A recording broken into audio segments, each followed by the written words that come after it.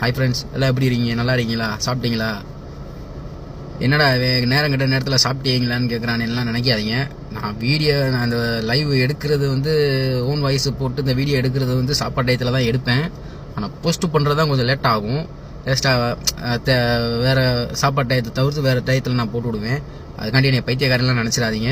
நான் தெளிவாக தான் இருக்கேன். அடி ரயிலுக்கு மண்ணை மூலெல்லாம் குழம்பலை, ஒன்றும் பிரச்சனை இல்லை. நான் ஏசியில் தான் உட்காந்துருக்கேன். என்ன விஷயத்துக்காண்டி இப்போ நான் வந்து ஓன் வாய்ஸ் வந்திருக்கேன், வீடியோ வந்திருக்கேன் அப்படின்னா, இந்த விஷயத்த நான் சொல்லியே ஆகணும். ஏன்னா என் வாழ்க்கையில் நான் நிறையா வாட்டி இந்த தப்பு நான் பண்ணியிருக்கேன். அப்போலாம் என் கூட எனக்கு யாருமே சொல்லிக் கொடுக்கல, சொல்லவும் இல்லை இந்த மாதிரி பண்ணணும் அப்படின்னு சொல்லலை. எல்லாருமே சொன்னது என்னன்னா, நான் ஒரு விஷயம் செய்ய போகிறேன் அப்படின்னா அதை தட்டி விடுறதுக்கு தான் எல்லாருமே சொல்லியிருக்காங்களே தவிர்த்து யாருமே வந்து எனக்கு வந்து எப்படி சொல்லணும்னா என்கரேஜ் பண்ணவே இல்லை.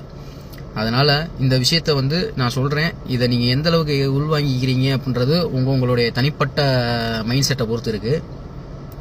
ஒன்றும் இல்லை, எந்த ஒரு வாய்ப்பு வந்தாலும் சரி, அது சின்ன வாய்ப்பாக இருந்தாலும் சரி தான், பெரிய வாய்ப்பாக இருந்தாலும் சரி தான், எந்த வாய்ப்பு வந்தாலும் யாருமே விட்டுறாதீங்க.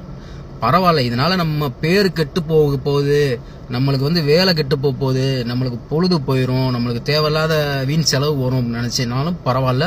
நீங்கள் அதை இறங்கி அந்த விஷயத்தை செஞ்சு முடிச்சுட்டு நீங்கள் அதுக்கான பலனை அனுபவிச்சாலும் சரி, அனுபவிக்கலனாலும் சரி, ஆனால் அந்த விஷயத்தை செஞ்சு முடிச்சிருங்க.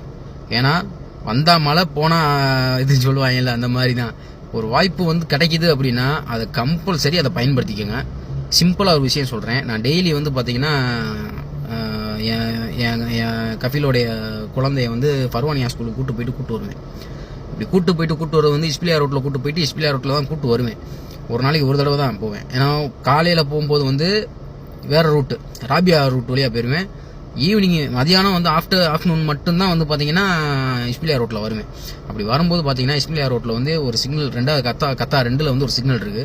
அந்த சிக்னலை தாண்டி 3வது ரைட்டில் வந்து கத்தா 3 நம்ம வீட்டுக்கு போகிற வழி இருக்குது. இது என்னன்னா, அந்த சிக்னல் லாக் ஆயிடுச்சுன்னு வச்சுங்களேன், ஒரு 5 நிமிஷம் நிற்கணும். ஆனால் அது லாக் ஆகாமல் இருக்கிறதுக்கு, அந்த சிக்னலில் நிற்காமல் போகிறதுக்கு ஒரு வாய்ப்பு ஒன்று இருக்குது. என்ன வாய்ப்புன்னு பார்த்தீங்கன்னா, ஃப்ரீ ரைட் ஒன்று கத்தாக்குள்ளே இறங்கும். அதில் போனீங்கன்னா போய் ஒரு 100 மீட்டர்லேயே ஒரு ரவுண்ட் அபாட் இருக்கும். அந்த ரவுண்ட் அபாட்டில் வந்து யூட்டனை போட்டு சிக்னலுக்கு அடுத்த ரைட்டில் வந்து போகிற மாதிரியான ஒரு வாய்ப்பு இருக்குது. ஆனால் டெய்லி நான் அதை யோசிப்பேன், போவோம் அப்படின்னு சொல்லி நான் யோசிப்பேன். ஆனால் ஒவ்வொரு தடவையும் அந்த வாய்ப்பை நான் தவற விட்டுருவேன். இன்றைக்கும் அதே மாதிரி அந்த வாய்ப்பை நான் தவற விட்டுட்டேன். இப்போ இன்றைக்கி நான் அந்த வாய்ப்பை தவற விட்டுட்டேன் அப்படின்னா அடுத்து எனக்கு அந்த வாய்ப்பு கிடைக்காது. வெட்டியை நான் அந்த சிக்னலில் நின்ற அந்த 5 நிமிஷம் எனக்கு வந்து வேஸ்ட்டு தான். அப்படி இருக்கும்போது நாளைக்கு தான் அந்த வாய்ப்பு கிடைக்கும். இது பரவாயில்ல, இது வந்து ரோடு, நம்மளுடைய வேலை, அன்றாட வரக்கூடிய அந்த ஒரு சம்பவம் நிகழக்கூடிய ஒரு